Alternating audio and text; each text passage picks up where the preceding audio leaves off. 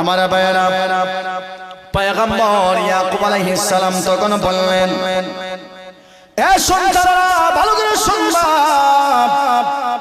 আমার বুঝবার বাকি নাই, আমার সন্তানের সঙ্গে তোমরা কি কারবার করেছো। আমার এই মুহূর্তে সবর করা ছাড়া আর কোন দরজ নাই। করজের বলা ঠিক না ঠিক? এ মুসলমান ভালো করে শুনবা, পয়গম্বর ইউসুফ যখন ঘর থেকে বের হইলেন, পয়গম্বর ইয়াকুব আলাইহিস সালামের কাছে তাবিজ বানিয়ে দিয়েছে। তাবিজ, কোমর একটা তাবিজ দিয়েছিলেন, বরকত স্বরূপ একটা তাবিজ। ওরে ভাই, এই তাবিজের ভিতরে কি আছে পয়গম্বর ইয়াকুব জানেন নাই।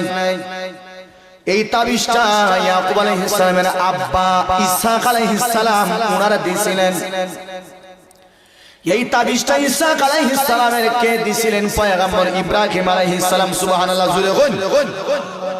ওই তাবিজটা উনি বান্দা দিলেন, ওরে বাবা বরকতান দিলাম, এটা তোমার কাছে থাকুক, ভবিষ্যতে কামাইবো।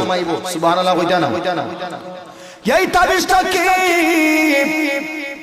ঐতিহাসিক মুফাসসিরে কেরামরা তারা বলেন এটা জান্নাতে একটা পোশাক ছিল। সুবহানাল্লাহ, এটা কেমন পোশাক ছিল? এই পরম্পরায় আদম আলাইহিস সালাম থেকে আসতে আসতে পয়গম্বর ইউসুফের কাছে এই পোশাকটা আসছে।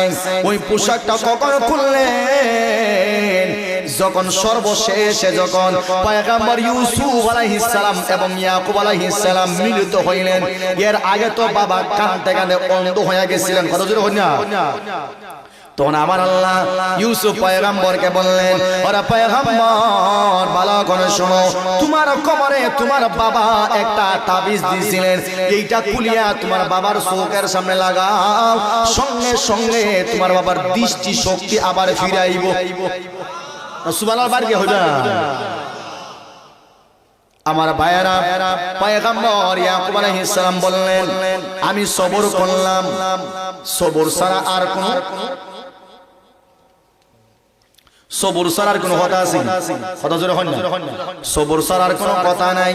ওরে ভাই, এবার ইয়াকুব আলাইহিস সালাম বললেন, আমার সঙ্গে তোমরা চলো। তোমরা বলেছো বাগে আমার সন্তানটাকে খেয়েছে, তোমরা এবার চলো। এবার সন্তানগুলা গেছে, জঙ্গলে গেছে, একটা বাঘরে ধরে লইছে তারা। হয় আব্বা, এই বাঘে ইউসুফ খাইছে।